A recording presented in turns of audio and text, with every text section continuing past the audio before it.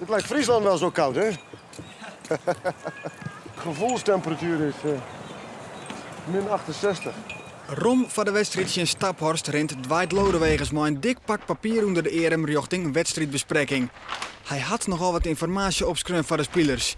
Het meeste is net niet meer van de selectie. Het is bekende kost. De kracht van reclame is herhaling, als je het vaak hoort. En ik vind het eigenlijk ook in de voetballerij zo. Het gaat vaak om het herhalen van dingen. Niet elke training hoeft er weer helemaal anders uit te zien en allerlei nieuwe oefenstof te verzinnen. En ook in je besprekingen zijn er ook vaak dezelfde dingen die terugkomen. Voor een groot pad draait het nevens de trainer maar om één ding: duidelijkheid. Ja, voor mij is dat heel erg belangrijk. Dus begin je een seizoen, dan moet je eigenlijk in die eerste week of 2 weken moet je al heel veel duidelijkheid geschapen hebben. En of dat nou gaat om, ik noem ze dan huishoudregels, hoe ga je met elkaar om? Daar afspraken in maken, daar begint het eigenlijk mee. Want je wilt ook duidelijkheid hebben in het veld. Dus ook buiten het veld en in de omgang met elkaar. De bespreking der wil Lodewegers is net bij haar. Dus zullen we even in de bestuurskamer van VVOG. Daar vinden ze het spietig dat haar een trainer na 1 seizoen alweer voortgaat. Er zijn maar weinigen die, naar mijn idee, moet ik erbij zeggen, die ik ken, die zo gedreven zijn. Dat is onvoorstelbaar. Want hij wil eigenlijk alleen maar trainen. Hè. Ook met die sneeuw zegt hij gewoon, jongens, we gaan trainen. En hoe of wat, er wordt van alles gedaan, maar hij gaat trainen. Ja, en die jongens die gaan daar mee, die vinden dat fantastisch. Ja. Eigenlijk, hij brengt dat heel goed over. Ja, zeer precies. Een echte aderlating voor uw club dus? Ja, zonder meer.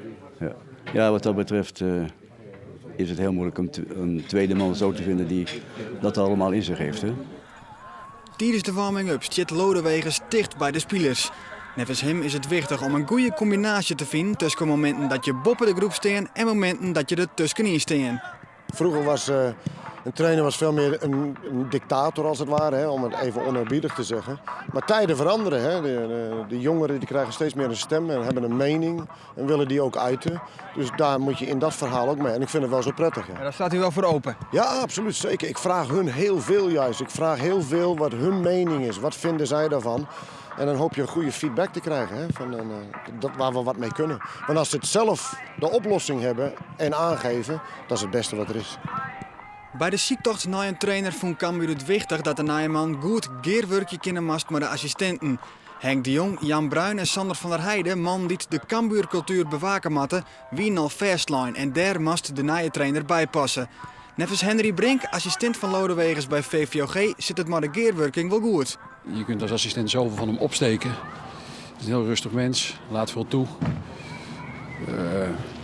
Geef ruimte voor een mening. En ik vind het jammer dat hij gaat. En ik denk dat Cambuur gewoon een hele goede trainer heeft aangetrokken. Dennis, Martijn, organiseren! Lodewegers wordt door een aantal mensen omschreven als restige man. Als we hem tijdens de wedstrijd observeren, bloedt er net een soort van urijn. Hij is druk, beziekt zijn ploeg hield hij bij te sturen en libbert bot maai. Nou ja, zeker. Ja. Ik ben een liefhebber van voetbal. En weer wat ik zeg, soms loopt het in de wedstrijd, dan kan je heel kalm zitten. En soms dan moet je je team wel eens een beetje ondersteunen. Zo, hè. Dan moet je ze, op vele fronten gingen de dingen verkeerd. En dan probeer je ze over een dood punt heen te helpen. Ja. De spelers van VVOG binnen lyrisch Lodewegers. Ze rennen met hem voort en zijn benamen te spreken over zijn voetbalkennis. Ja, hij weet ons tactisch gewoon wel goed neer te zetten. Hij weet ons altijd te motiveren en op te laden voor een nieuwe wedstrijd. Dus het is gewoon, ik vind het gewoon een toptrainer. Ik denk dat het de beste trainer is die ik tot zover gehad heb. Dus. Bij de presentatie van Lodewegers in het Cambuurstadion wordt de trainer omschreven als no-nonsense. En daar kan hij hem wel in vinden. Ja, maar het is niet zo dat ik iemand ben die altijd maar recht voor zijn raap is. Ik ga wel van het goede van de mens uit. Ik wil graag ook wel meningen horen.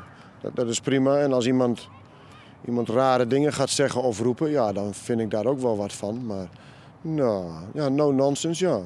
Ja, misschien klopt dat wel, ja. Maar dan op de goede manier, denk ik. De wedstrijd tussen VVOG en Staphorst eindigt trouwens in 2-2. Bij VVOG zijn ze daar tevreden mee, maar aanst bij Cambuur zal een punt in een thuiswedstrijd net genoeg wezen.